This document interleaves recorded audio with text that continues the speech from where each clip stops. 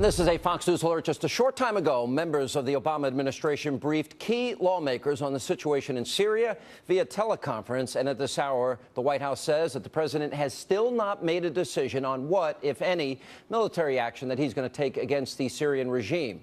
Now, also breaking tonight across the pond, British lawmakers voted against military intervention, which is a huge defeat to British Prime Minister David Cameron.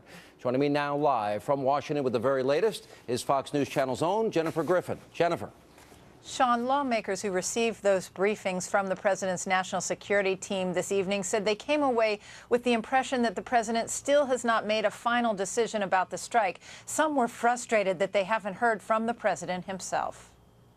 The president is going to have to make his case to the Congress and to the American people, I think, before he takes any action. The problem that he finds himself in and has placed us in is if he does not take action now, after making these statements, then we become a paper tiger to the rest of the world.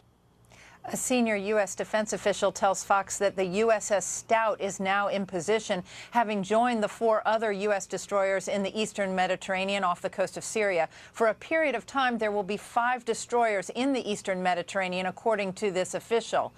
The Pentagon has also opted to keep 2 aircraft carrier groups assigned to the Persian Gulf. The USS Truman was set to relieve the USS Nimitz this week, but now both carriers will remain just in case. Meanwhile, the Pentagon is not concerned about reports from Russia that it is sending 2 surface ships to the Mediterranean. That was expected, U.S. defense officials tell Fox, and that won't deter any of the current plans.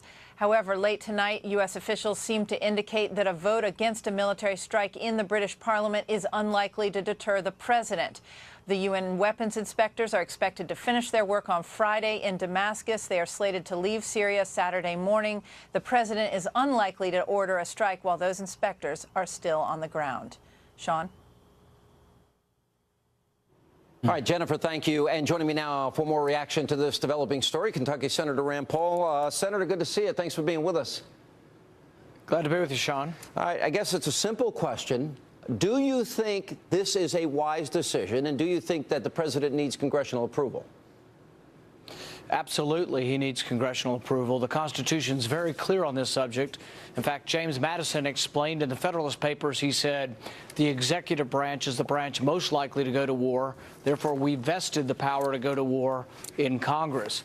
Without question, Congress should vote on this, and he is going against the Constitution, and it will be an unlawful act if he actually takes military action without having Congress vote on the issue. All right, the president himself said that in 2007, and even Joe Biden, he took it a step further. And I think these words are important. This was just before they took office. Joe Biden says he would impeach somebody who would do what the president may be about to do. Listen to what he said. I was chairman of the Judiciary Committee for 17 years, or its ranking member.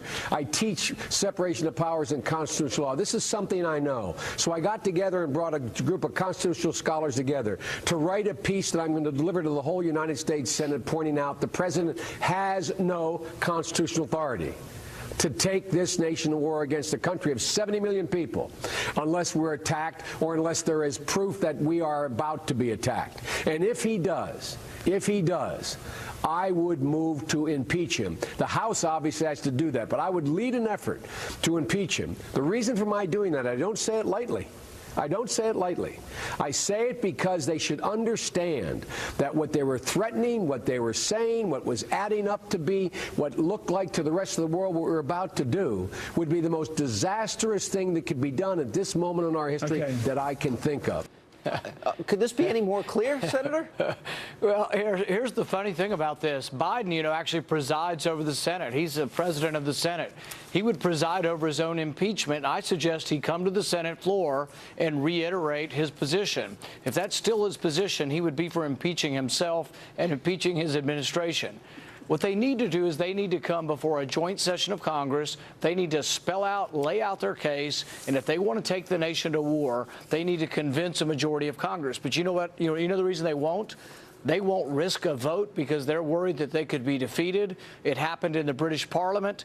The American people are not excited about a new war. We're horrified by people gassing their own citizens. We'd like to know who did it, which side did it. But we're not excited to get involved in a new war right now. And so I will do everything I can to stop the president. We should not engage in a war, and we certainly shouldn't engage in it in an unconstitutional fashion. Well, you mentioned, early on it seemed like the French and the British were quick to jump on the president's side. You referred to the vote earlier in Parliament that Cameron was a pretty big defeat. It seems like whatever momentum they had to go forward with this seems to be stopped. Do you think that's also emerging in Washington? Well, see, this is what Joe Biden was talking about. The separation of powers allows for checks and balances. It allows for a cooling off period. It allows for people not to emotionally go to war. You have to think about it. And when I think about war, I think about one of my sons or one of your sons going off to war. We do have to fight on occasion, but when we fight, we should fight to win.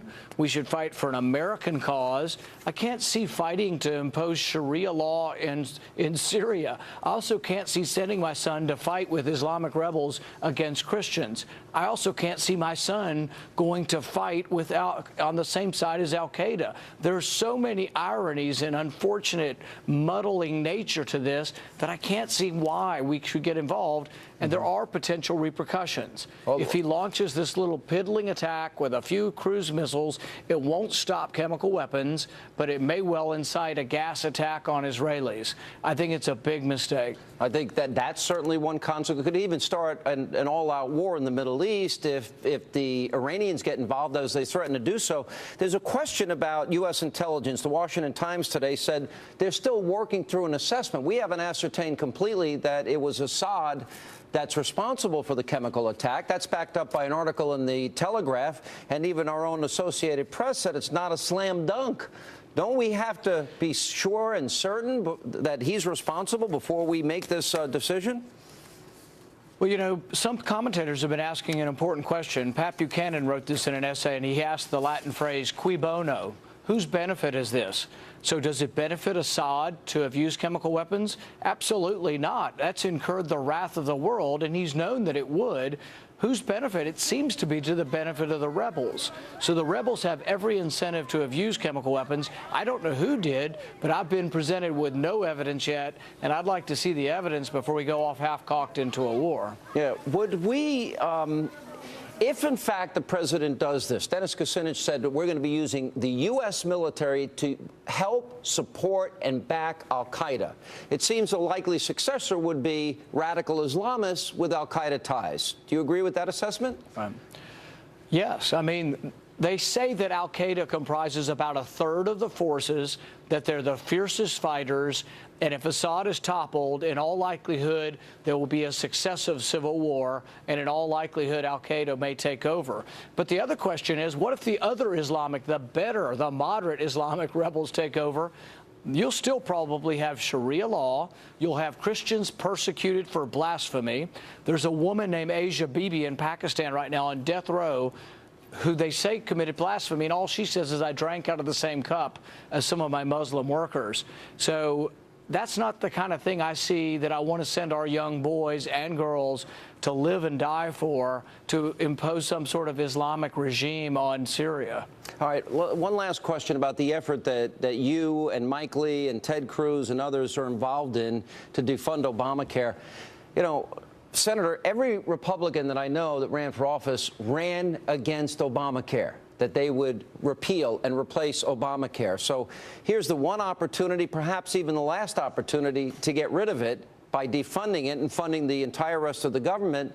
There is fierce and, frankly, unexplainable, mysterious reluctance and resistance by your fellow Republicans. Are they surrendering? The term surrender caucus is being thrown around, and a lot of angry conservatives in this country that they're not willing to fight on this.